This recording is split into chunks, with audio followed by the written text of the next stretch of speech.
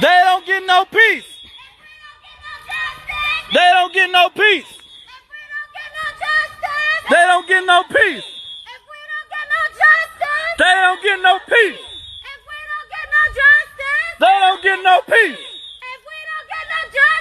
They don't get no peace. They don't get no peace. They don't get no peace.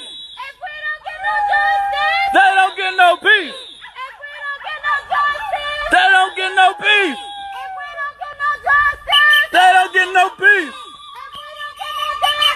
They don't get no peace. Major breaking news. Sarah Fields broke this news about the Karmelo Anthony representative, the Karmelo Anthony family, Dominique Alexander, the activist, apparently, allegedly having an affair with the former police chief, Renee Hall.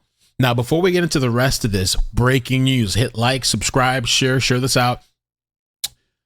Remember, I did a video recently talking about his history, as a lot of people have. And there was one clip in the last video that I put for the woman that he allegedly beat and allegedly strangled. She told the news that he threatened her, that I know the police are chief and DA. What are you going to do? There's nothing like I know I have connections with people. Check it out. April 10th, he used his hands in an attempt to strangle her. An alleged incident that left Saunders with a broken toe. But less than a week later, another alleged crime. Saunders said Alexander struck her in the head, using his head in a headbutt manner, causing pain and visible injury. She says he told her, I know the chief of police and the DA. Who are you going to call?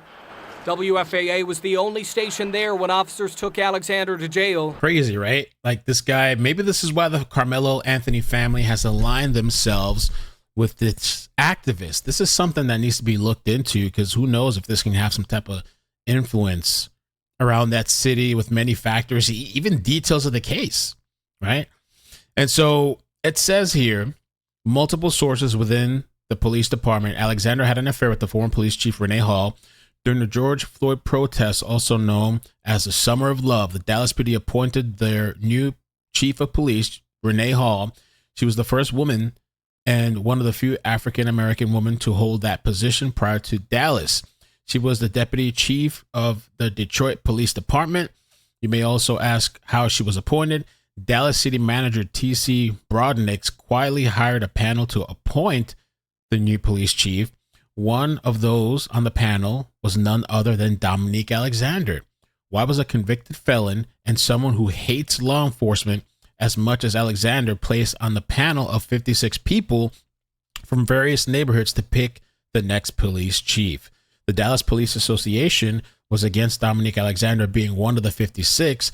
This appointment came after NGAN, that's his network, planned the protest march in downtown Dallas just 1 year prior, which ended the lives of 5 officers, ended up in 5 officers losing their lives.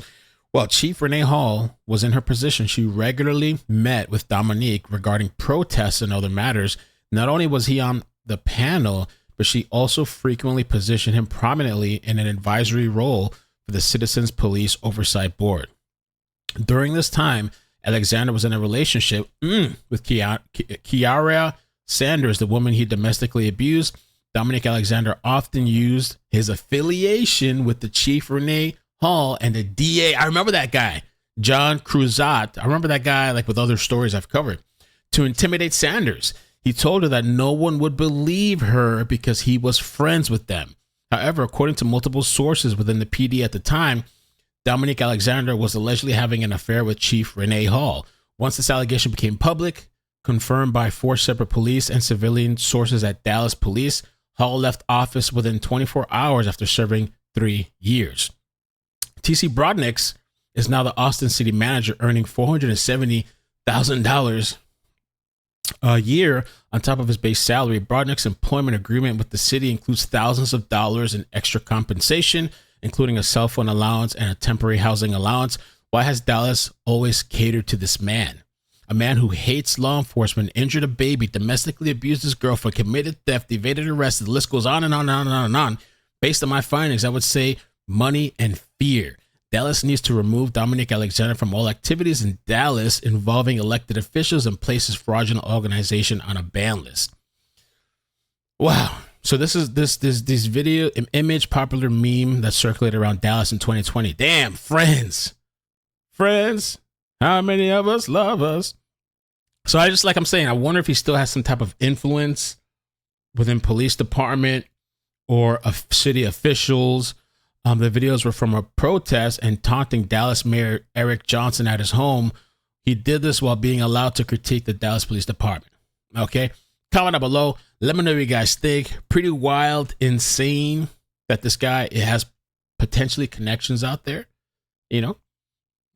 Maybe he's using that potential knowing people and connections to market himself to the family. So the video that I made about the press conference held by Dominique Alexander was taken down for bullying. Even though the entire video was me addressing the fact that Dominique Alexander called me out by name in his press conference in order to target me. But my video addressing that got taken down for bullying. Okay, that's fine. I submitted an appeal. Let's continue. Let me go ahead and keep sharing truth about Dominique Alexander and what happened at the bond hearing last Monday. You're not going to stop me from telling the truth. If this count goes away, I will make another one. Point blank. During the bond hearing, the Anthony family said they're going to use funds for other plans. Andrew Anthony claimed to the judge that the family was being forced to purchase a new home. They currently rent an $800,000 house for about $3,700 a month, but they're being forced to purchase a new home because of threats to their family. This was stated after Andrew said that they did not have access to the money from the Give, Send, Go in order to pay the $1 million bond. A few hours later, the judge reduced the bond to $250,000, and Karmelo walked free due to financial hardship. Now, I need you to hear this. It is important to note that it came out in the end that the family did not pay for the bond at all.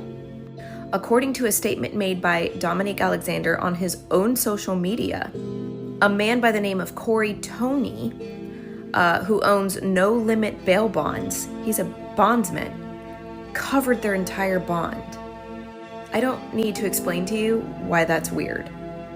And after looking into his background, he has a criminal background of resisting arrest, which is interesting because bondsmen cannot be licensed if they have a criminal background. The whole thing is bizarre. Now, mainstream media has provided multiple documents and receipts that the Anthony family has made new purchases, including a brand new vehicle. Stay with me here. Michael Howard, which is Karmelo's new attorney, said it would be disingenuous to say there is not any money. He continued to say, but it's not a bond fund. This family is just trying to survive. End quote. Based on this, I need people to answer this question. Were they living large before they went to court and talked to the judge? Or are they living large now? They started pulling funds from the Give, Send, Go 3 days ago. The Give, Send, Go campaign has reached almost 500,000. It might be 500,000 now. I haven't checked since this morning. That does not include other funds they have received from other donation means, including a merchandise site that they have where they're selling t-shirts that say Justice for Karmelo. So, only two options are possible. Either one, they committed perjury, or two, they are profiting off of the schmurdering that their son admitted to. Pick one. I believe it's option two. I also believe that Dominique Alexander is providing them with funds because he knows that he is going to profit in the end. Why else has his organization not kept any financial records and has only filed through the IRS twice since 2014? Why else does his organization switch from 501c to 501c consistently? And yes, I'm talking about Next Generation Action Network. They do it to evade IRS investigation. It's called 501c hopping. All signs point to money laundering, and I have receipts. As you can see, this organization has collected funds in the sum of 6 figures. This was before the Karmelo Anthony incident. But as you can see, these are all different organizations. They are hopping from 501c to 501c. This is an incident where one of them was actually revoked for not filing a 990 series return for 3 consecutive years. And were they aware? Yes, they were aware. Because this is from, I believe, 2020, where they said the organization was unaware of the filing requirements and due date, as well as the need to keep adequate books and records on an ongoing basis, and thus has been resolved to undertake the Form 990 each year within 90 days after the end of the fiscal year. That statement is from 5 years ago.